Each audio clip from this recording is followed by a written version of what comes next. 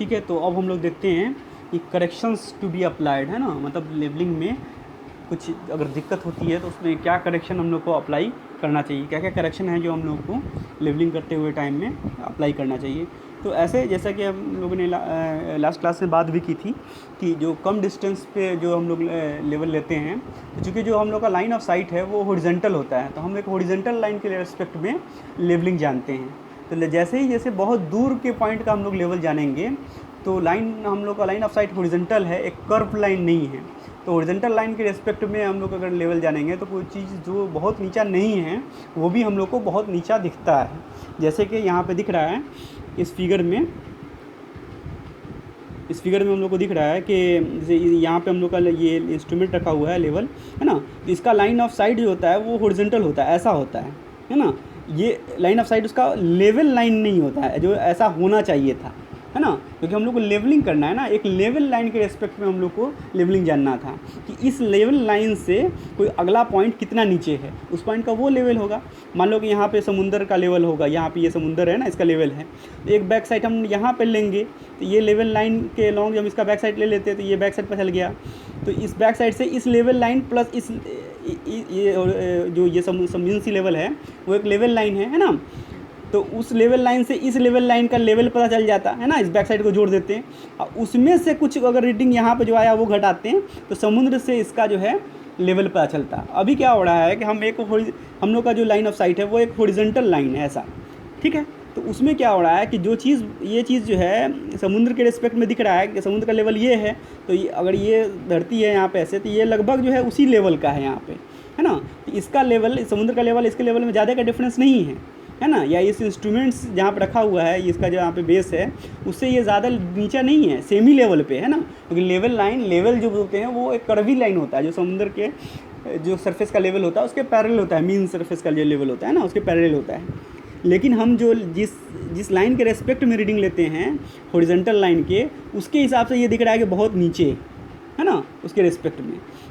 तो जो चीज़ जैसे जैसे कर्वेचर हम लोग का सिग्निफिकेंस में आएगा, जैसे बहुत नज़दीक में कोई रीडिंग लेते हैं तो जो है हॉरिजॉन्टल लाइन और कर्व लाइन जो है ये लेवल लाइन है, एक ही लाइन होता है ना, लेकिन जैसे जैसे बहुत दूरी बढ़ती है तो ये हॉरिजॉन्टल लाइन अलग अलग डायरेक्शन ले लेता है, लेवल लाइन अलग डायरेक्शन ले लेता है ना, तो एक एरर आ जाता है जिसको हम बोलेंगे कर्वेचर के वजह से एरर आता है ना, ड्यू टू कर्वेचर, धरती का कर्वेचर सेंस में आ जाता है। हम लोग को लेवलिंग जो है कर्वेचर के ही अलोंग करना है, जो मीन सी लेवल है वो भी के कर्व है, कर्वेचर है ना, उसके पैरेलल जो सरफेस होगा उसके रेस्पेक्ट में हम लोग को लेवलिंग लेना था, है ना। तो ये बहुत दूर पॉइंट पे अगर हम रीडिंग लेंगे तो जो है कर्वेचर के वजह से एरर आता है, जिससे यहाँ पे दिख रहा है कि रीडिंग इसका होना चाहिए कि एक लेवल लाइन के लॉन्ग यहाँ पे ये रीडिंग हम लोग को पढ़ना चाहिए था, लेकिन हम लोग इंस्ट्रूमेंट का कर्व लाइन के लॉन्ग नहीं लेता है, हॉरिजॉन्टल लाइन ऑफ साइट होता है उसका, उसकी वजह से इतना वैल्यू जो है ये वैल्यू जो है वो एक्स्ट्रा ले लेता है। तो ये कितना होगा कहीं पे, है ना, तो उसके लिए हम लास्ट क्लास में बताया भी थे कि मान लेते हैं कि ये एक लेवल लाइन है, इसके लिए इसी लेवल लाइन के लॉन्ग एक जो इसका स्फीयर बनेगा, ठीक है ना, ये जो है हम लोग का लेवल लाइन है ये ऐसे, तो इसको जो हम एक स्फीयर बना लेंगे इसके हिसाब का, है ना, सर्कल बना लेंगे और इस पॉइंट पे एक परपेंडिकुलर खींचेंगे और एक इस पॉइंट पर परपेंडिकुलर खींचेंगे, है ना, ये दोनों जो है धरती के सेंटर पर जाके मैच करता है, ठीक है, तो धरती के सेंटर पर मैच करेगा, ये हम लोग का करेक्शन होगा और ये जो दूरी होगी ये दूरी रेडियस होगी, हालांकि रेडियस तो यहीं तक होगा धरती का, या इस पॉइंट पे रेडियस जो होगा यहीं तक होगा, है ना, इस पॉइंट पर, लेकिन इसमें से अगर ये थोड़ा सा ऐड भी कर दो, जहाँ से 6400 समथिंग मीटर होता है रेडियस, उसमें से ये 1.5 मीटर अगर और ऐड भी हो गया तो वो लगभग उतना ही रहेगा, ठीक है, 6400 प्लस किलोमीटर होता है ना। तो इसको जो है हम समझते हैं एक फिगर के साथ, जो ये फिगर बगल में है, ठीक है, यहाँ पे दिखा रहा है कि हम लोग का इंस्ट्रूमेंट का जो लेवल है वो ये है, ठीक है, इंस्ट्रूमेंट का जो लेवल है हम लोग का वो ये है और ये इंस्ट्रूमेंट का लेवल है और ये हॉरिजॉन्टल लाइन ऑफ साइट हम लोग का था, है ना, ये चीज़, तो हम लोग का इंस्ट्रूमेंट का लेवल लाइन ऑफ साइट ऐसे होना चाहिए था, ऐसा एकदम, है ना, लेवल लाइन के लॉन्ग, ठीक है, तो ये मान लेते हैं कि ये जो है करेक्शन आ जाता है, ये करेक्शन हम लोग को लगाना होगा, ये इतना एरर है ना, जिसको हम सीसी बोल देते हैं, सीसी मतलब करेक्शन ड्यू टू कर्वेचर, धरती के कर्वेचर की वजह से, ठीक है। तो और ये दूरी जो है हम लोग का, ये रेडियस है ना, धरती का रेडियस। यहाँ पे भी ऐसे ऐसे परपेंडिकुलर खींचेंगे तो ये रेडियस होगा, ये धरती के सेंटर में मिल रहा है ना। एवरेज रेडियस है, धरती हर जगह पर कहीं पर ऊंची भी है कहीं पर नीची भी है। एवरेज रेडियस जो है तो वो ये हो गया। एवरेज डायमीटर जो है धरती का वो ये लिखा हुआ, ये 12,742 मीटर है ना, 12,742 मीटर डायमीटर है। तो उसी तरह से रेडियस निकल जाएगा। तो ये आर हो गया, ये आर हो गया, ये सी सी हो गया, और ये हो गया, ये जो डिस्टेंस है ये हॉरिजॉन्टल डिस्टेंस हो गया, इस पॉइंट से इस पॉइंट की दूरी है ना, ये हॉरिजॉन्टल डिस्टेंस हो गया। अब इसको तिरछा इसलिए दिखा रहा है क्योंकि जहाँ पे भी कोई अगर ये होता है, मतलब लेवलिंग स्टाफ रखोगे तो इसे यहाँ पे रखोगे तो ऐसे लेवलिंग स्टाफ नहीं रखोगे। हमेशा लेवलिंग स्टाफ हम जो इस पर जो है वर्टिकल रखते हैं, तो इस पे जो टेंजेंशियल लाइन होगा उसके परपेंडिकुलर रखते हैं हम, समझ जाए ना। यहाँ पे अगर लेवलिंग स्टाफ रखेंगे तो इसके परपेंडिकुलर रखेंगे, है ना। ऐसा नहीं है कि यहाँ पे जो है हम यहाँ पर रखेंगे तो ऐसे रखेंगे, ऐसे नहीं रखेंगे, है ना। तो इसी तरह इस जगह पर रखेंगे तो ऐसे रख के दिखा रहा है, ठीक है। ये बात समझ गए होगे कि कोई ऐसे क्यों नहीं रखा गया, ठीक है। तो ये चीज़ समझ गए हम लोग, है ना। अब देखिए ये जो है हम लोग का सी सी था, ये इतना आर है, ये आर है, ये डी है। तो ये हम लोग का क्या होगा, आर प्लस सी सी का होल स्क्वायर इक्वल टू होगा इस आर का स्क्वायर और ये जो डी है इसका स्क्वायर, है ना। यही बात लिखा हुआ है यहाँ पर, देखिए B C square equal to A C square plus A B square. तो बी सी जो है ये डिस्टेंस जो है वो हो गया आर प्लस सी सी का होल स्क्वायर, और ये आर स्क्वायर और ये डी स्क्वायर। ये लिखा हुआ आर स्क्वायर या डी स्क्वायर, ठीक है। तो ये आर प्लस सी का होल स्क्वायर है, तो इसको ए प्लस बी का होल स्क्वायर के टर्म में तोड़ दिया, आर स्क्वायर प्लस 2RC, ठीक है। ये सी सी स्क्वायर हो गया।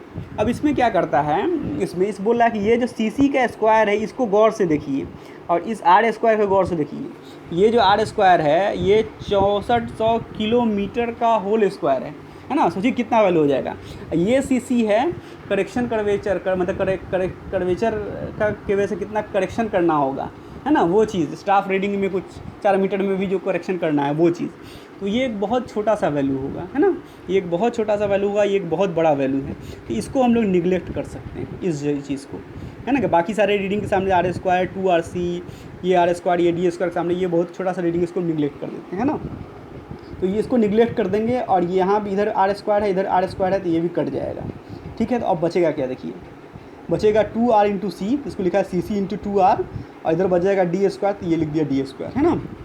तो यहाँ पर सी सी इक्वल टू हो जाएगा 2R को नीचे ले आएंगे तो ये हो जाएगा C C equal to D square by 2R, ठीक है। अभी जिस R का वैल्यू 2R मतलब डायमीटर हो गया, तो इसका वैल्यू ये 12,742 किलोमीटर जो है, किलोमीटर में यहाँ पे हम इसको रख देते हैं। तो ये इतना आ गया सी सी, है ना। तो ये इतना हम लोग आ गया, ठीक है। तो ये जो है हम लोग का एक, अगर यहाँ पे सी सी जो है हम लोग समझ में आ गया कितना है, इतना वैल्यू हो गया 0.007 डी स्क्वायर। मतलब यहाँ पे डी का कुछ वैल्यू रखेंगे तो यहाँ पे हम लोग को सी सी पता चल जाएगा कि इतने दूरी पे हम लोग को इतना करेक्शन करना होगा, है ना। मतलब कि स्टाफ रीडिंग हम लोग को आ जाता है यहाँ पे, इस जगह पे जो वैल्यू होगा इतना चीज़ माइनस करके स्टाफ रीडिंग हम लोग को लेना है, तो ये वाला वैल्यू चाहिए होगा, तो घटाना होता है ना। तो इतना वैल्यू जो है अगर कुछ दूरी पे ले रहे हो तो वो दूरी का वैल्यू रख के, डी का वैल्यू रख के जो वैल्यू आएगा इतना हम लोग को रीडिंग घटा देना चाहिए हर स्टाफ रीडिंग पे।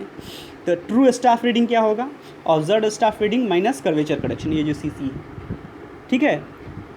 तो ये जो है ये डी हम लोग का इसमें किलोमीटर में है। तो एक किलोमीटर पे हम लोग को सोचो कितना करेक्शन आएगा। 1 किलोमीटर एक वैल्यू रखे हुए तो आ जाएगा 0.0785, है ना। तो जो कि बहुत छोटा सा वैल्यू, 1 किलोमीटर पे इतना ही सा करेक्शन करेगा। 2 किलोमीटर होगा तो कुछ थोड़ा सा और करेक्शन बढ़ेगा। इसलिए जो कम दूरी पे होता है ये करेक्शन कोई मतलब नहीं रखता है ना, कोई ज़रूरी नहीं करना। लेकिन जब बहुत दूर पे रीडिंग ले रहे हो तो ये करेक्शन हम लोग को करना पड़ेगा, ठीक है। तो ये था हम लोग का करेक्शन टू बी अप्लाइड में पहला कर्वेचर करेक्शन, है ना। ये कर्वेचर करेक्शन लिखा हुआ है। देखते हैं इसके बारे में और क्या लिखा हुआ। For long side the curvature of the earth affect the staff reading, जो बात अभी हम लोग बता रहे थे कि अफेक्ट कर जाता है ना, कर्वेचर सेंस में आ जाता है। The line of sight is horizontal but level line is curve line, है ना, जो कि लेवल लाइन जो कर्व होता है। And parallel to the mean squared surface of the earth, है ना। मीन स्क्वायर्ड सरफेस मतलब MSL का अगर कहें तो उसके जो है पैरेलल होना चाहिए लेवल लाइन, लेकिन हम लोग का लाइन ऑफ साइट हॉरिजॉन्टल होता है जिसकी वजह से दिक्कत आती है, ठीक है। तो बोल रहा है कि the vertical distance between the line of site and level line at a particular place, किसी भी जगह पे, है ना, दी कर्वेचर करेक्शन, हाँ, जो वर्टिकल डिस्टेंस होता है लाइन ऑफ साइट और लेवल लाइन के बीच में, उसको कर्वेचर करेक्शन कहते हैं, है ना। जैसे यहाँ पे ये लेवल लाइन ये हम लोग का ये वाला हो गया और हॉरिजॉन्टल लाइन ये वाला हो गया, तो इन दोनों के बीच का दूरी जो होगा किसी भी जगह पे, उसको हम लोग क्या बोलेंगे, कर्वेचर करेक्शन। अब यहाँ पे देखिएगा, यहाँ पे दिख रहा है आप लोगों की जो ये स्टाफ रखा हुआ दिख रहा है, ये ऐसे दिखा हुआ है, इस पर परपेंडिकुलर नहीं दिख रहा है। ये आप लोग स्टार्टिंग में ही ज़्यादा कंफ्यूज नहीं हो, इसलिए ऐसा दिखा दिया है। हालांकि यहाँ पे भी जो कहीं भी स्टाफ होगा, तो यहाँ पे होगा तो इसके परपेंडिकुलर ऐसे रखा हुआ होगा ना, यहाँ पे होगा तो इसके परपेंडिकुलर होगा, इस जगह पे भी होगा तो ऐसे दिखाना चाहिए था, है ना। और ये रीडिंग जो है कर्वेचर करेक्शन होता है, लेकिन जल्दी समझ में आ जाए इसलिए ऐसे ही दिखा दिया है, ठीक है। तो ये कर्वेचर करेक्शन बोलेंगे, इन दोनों के बीच के लाइन के डिस्टेंस जो होगा, दोनों लाइन के बीच का किसी भी जगह पे, उसको कर्वेचर करेक्शन बोलेंगे, उस जगह का, है ना, उतनी दूरी के लिए। डी पे डिपेंडेंट होता है, सी सी इक्वल टू हम लोग देख लिए 0.0785 जो है डी स्क्वायर, डी डिपेंडेंट है, सी सी जो है हम लोग का। Due to curvature the object appear lower than the really, है ना, ये चीज़ दिख रहा है हम लोग को कि ये बहुत ज़्यादा नीचे दिख रहा है, हालांकि ये इससे बहुत नीचे नहीं है, ये दोनों एक ही लेवल पे है ना। लेवल मतलब कि एक कर्व लाइन ही होता है, तो ये सेमी लेवल पे है, ये बहुत नीचे दिख रहा है। इसलिए जो कोई तार का पेड़ या बहुत ऊंचा कोई चीज़ होता है, वो बहुत दूर होता है तो दिखता है कि बहुत नीचे है ना, दिखता है ना कि बहुत नीचे है, तो वो बहुत नीचे नहीं होता है, वो अपीयर होता है कि बहुत नीचे है। वो किसी वजह से ये कर्वेचर की वजह से, धरती की कर्वेचर की वजह से, ठीक है। तो ये कर्वेचर करेक्शन जो है हम लोग को लगाना चाहिए ना। आपको रियल से पता करना है कितना है, तो इतना माइनस करने के बाद समझ में आएगा, ठीक है। ये सी सी हम लोग का 0.0785, डी स्क्वायर हम लोग को समझ में आ गया ये इतना होता है। अब देखते हैं एक और करेक्शन जिसको बोलते हैं हम लोग रिफ्रैक्शन करेक्शन, ठीक है। तो ये चीज़ क्या होता है, ये इसको ऐसे समझिए कि जैसे हम लोग ये चीज़ देखें कि ये यहाँ पे हम लोग इंस्ट्रूमेंट रखते हैं ना ऐसे, तो इसका लाइन ऑफ साइट जो होता है ये हॉरिजॉन्टल होता है ना, हॉरिजॉन्टल होता है, लेकिन इसका लाइन ऑफ साइट जो होना चाहिए था वो लेवल लाइन होना चाहिए ऐसे, है ना। तो कहीं पे भी जैसे इस जगह पे हम स्टाफ रीडिंग रखते हैं स्टाफ, तो हम लोग को रीडिंग ये वाला लेना चाहिए था, लेकिन हम लोग को वो व्यवस्था नहीं है, हॉरिजॉन्टल लाइन के लॉन्ग जो रीडिंग आता है उसको ले लेते हैं। तो खैर डिस्टेंस के हिसाब से ये डी अगर है तो हम लोग ये जो करेक्शन जो होगा वो हम लोग लगा लेते हैं। रीडिंग इतना नोट करेंगे, है ना, इतना बड़ा, लेकिन इतना घटा के हम फाइनली हमको इतना ही पता चल जाएगा ना, करेक्शन लगा के हमको सही रीडिंग पता चल जाएगी, इतना लेना चाहिए था। तो ये चीज़ हो गया, ये बात समझ में आ गया। अब क्या होता है कि एक्चुअल में जो लाइन ऑफ साइट होता है हम लोग का हॉरिजॉन्टल एक्चुअल होता भी नहीं है। जितना हम लोग थियोरेटिकली समझ रहे हैं कि हॉरिजॉन्टल होता है, वो हॉरिजॉन्टल नहीं होता है। हम लोग ये जानते हैं कि कोई भी जो लाइट है ना, कोई भी रे जब किसी भी मीडियम में जाती है ना, मीडियम अगर चेंज होता है ना, जैसे एयर से सॉलिड में जाए, सॉलिड से लिक्विड में जाए, है ना, या एयर से लिक्विड में जाए, तो जानते हैं कि रिफ्रैक्शन होता है अंदर में, है ना, रेस थोड़ा घूम जाती है अपने सही डायरेक्शन से। तो हमेशा कहीं भी यहाँ से लेके यहाँ तक एयर में, यहाँ से लेके यहाँ तक क्या है, एयर है ना, और उसका जो है डेंसिटी जो है नीचे से लेके ऊपर की तरफ चेंज होता रहता है ना। अभी ये धरती से कुछ और हाइट पे है, ये रे जब यहाँ पे पहुँचेगी धरती से इसका हाइट बढ़ जाता है ना। तो जो ये रे है एयर का अलग अलग डेंसिटी जो है, यहाँ पे मतलब डेंसिटी कुछ ज़्यादा हुआ, यहाँ पे कम हुआ, ऊपर में कुछ और कम हुआ, या जो भी हुआ चेंज होता है, उसके वजह से रेज जो है थोड़ी थोड़ी रिफ्रैक्टेड हो जाती चली जाती है ना। जो इसका डायरेक्शन एकदम हॉरिजॉन्टल होना चाहिए था, एक्चुअली में ये पाया गया कि ये थोड़ा थोड़ा धरती की तरफ झुकती हुई चली जाती है, थोड़ा एकदम माइनर, है ना, ये धरती की तरफ ऐसे झुकती हुई ही चली जाती है। तो एक्चुअली भी जो हम लोग समझ रहे थे कि एकदम हॉरिजॉन्टल होता है, वो हॉरिजॉन्टल ना होके अब ये यहाँ पे ये वाला रीडिंग नोट कर लेती है ना। हम लोग समझते थे कि ये वाला रीडिंग नोट करती है, लेकिन ये वाला रीडिंग नोट करता है। ये भी चीज़ कब होता है, जब बहुत दूर जाएंगे तब, है ना, बहुत ज़्यादा रेज जो है अलग अलग मीडियम से एयर के मीडियम के पास करते हुए थोड़ा नीचे झुक जाती है। तो अब तो हम लोग को एक नया करेक्शन अप्लाई करना होगा, ये करेक्शन, ये वैल्यू क्या होगी ये पता चल करना होगा हम लोग को, है ना। तो ये पाया गया कि इसके वजह से जो एरर आता है वो 1/7 ऑफ कर्वेचर ड्यू टू इसके जो सी जो होता है उसके वजह से जो करेक्शन होता है उसका 1/7 टाइम होता है। ये जो कर्वेचर रिफ्रैक्शन की वजह से होता है, इसको CR बोलते हैं, मतलब रिफ्रैक्शन की वजह से करेक्शन। तो CR इक्वल टू होगा 1/7 ऑफ 0.0785 था ना डी स्क्वायर, तो वो चीज़ होगा, है ना। यहाँ पे स्पेशली लिखा नहीं पाया, तो वो समझ जाइए कि CR जो होगा मतलब रिफ्रैक्शन के वजह से जो करेक्शन होगा ये 1/7 होगा जो CC के वजह से जो करेक्शन होता है, ठीक है। तो ये चीज़ उसने बताया, तो ये पता चल गया कि हम लोगों की 1/7 ऑफ CC होगा, ठीक है। तो इसके वजह से ये देखिए कि हम लोग मान रहे थे कि रीडिंग ये लेना है ना, लेकिन रीडिंग ये ले लिया। तो एक्चुअल में हॉरिजॉन्टल लाइन के अलॉन्ग रीडिंग ये चीज़ होना चाहिए था, तो ये तो ऐड करना पड़ेगा ना, अगर हमको हॉरिजॉन्टल मान के चलना है कि रीडिंग हॉरिजॉन्टल हम लोग को लेना है, तो रीडिंग हम यहाँ पे वाला ले लेते हैं। तो ये जो सी आर जो है ये हम लोग को ऐड करना पड़ेगा, सी सी घटाते थे तो सी आर ऐड करना पड़ेगा, है ना। तो सबसे पहले हम लोग ये मानते हैं कि जो रिफ्लेक्शन की वजह से रीडिंग जो हम लोग को रियली दिखता है वो यहाँ पर वाला दिखता है। तो सबसे पहले कर लेंगे कि करेक्शन सी आर लगा के ऐड करके यहाँ पर के हिसाब से क्या रीडिंग होना चाहिए वो हम लोग पता कर लेंगे, और उसके बाद से तब सी सी हम लोग घटा देंगे, है ना। तो एक्चुअल जो भी रीडिंग आया होगा, मान लो कि जो भी रीडिंग है, जो भी मान लो कि ये बैक साइड है या फोर साइड है, तो B S plus C R जो है हम लोग का प्लस होगा। आप तब यहाँ पे पहुँचेगा हम लोग, आप फिर सी सी घटा देंगे तो यहाँ पे एक्चुअल जो रीडिंग होना चाहिए उस पर हो जाएगा, तो फिर माइनस सी सी कर देंगे, है ना। तो सी आर माइनस सी सी जो घटा के आएगा, ये वैल्यू हम लोग को ये फाइनल जो करेक्शन अप्लाई करना होगा वो होगा।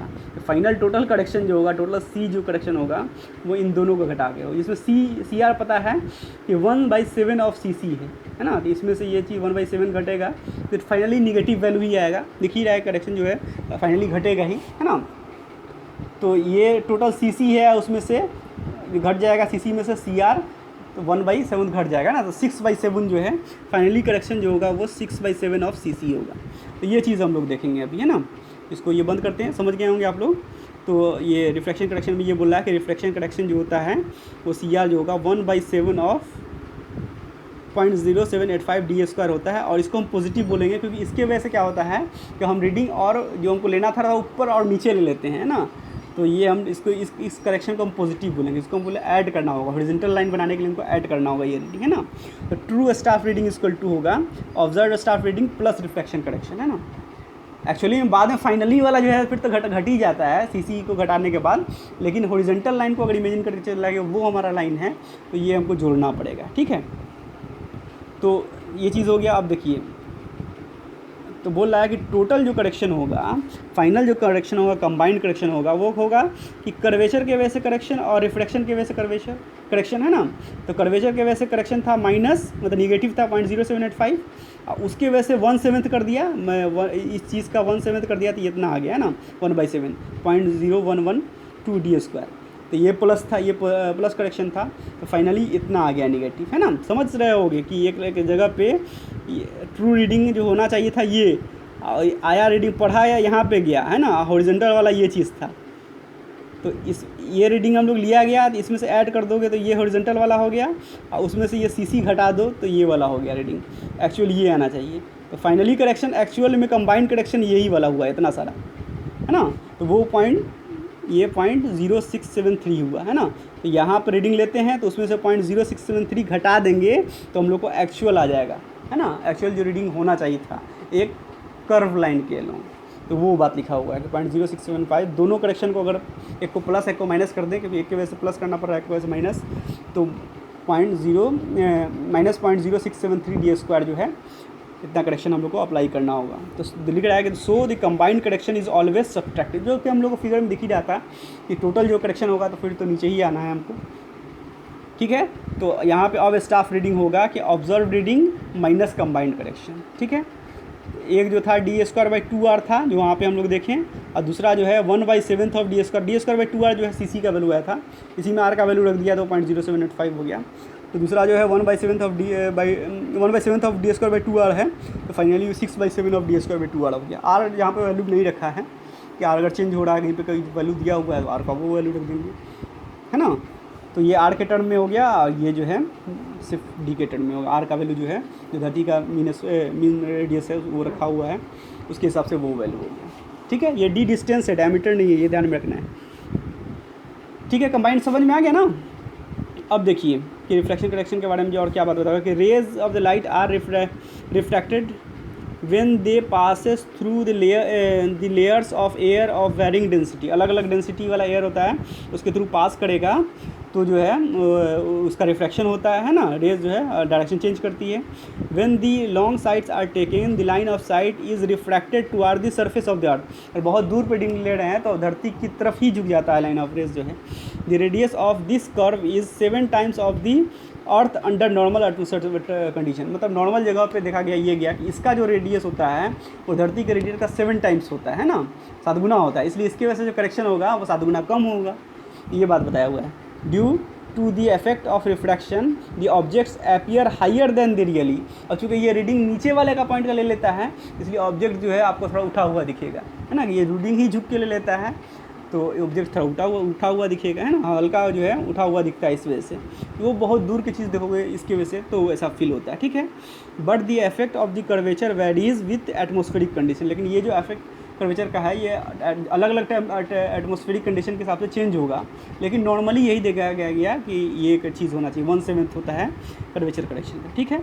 तो इसलिए जो है ना average refraction correction is taken as 1/7 of the curvature correction. तो ये चीज़ लिख दिया गया, 1/7 इसका कर दिया गया, तो ये आ गया 0.112 d², ये के पॉजिटिव है ना। कि हम लोग लेना था हॉरिजॉन्टल, ये सोच के चल रहे थे कि हॉरिजॉन्टल है, लेकिन इतना हो गया ये थोड़ा नीचे, तो ऐड करना पड़ेगा, ठीक है। और कर्वेचर के वजह से फिर फाइनली माइनस करना पड़ेगा, तो टोटल जो कंबाइंड करेक्शन हो गया वो निगेटिव हो गया, ठीक है। ये सब चीज़ें हम लोग समझ में आ गया। तो ये जो है 2 करेक्शन था और उसको कंबाइन करके ये बात हुई। अब ये अगला है principle of equalising back side and four side, ये हम लोग नेक्स्ट वीडियो में समझेंगे।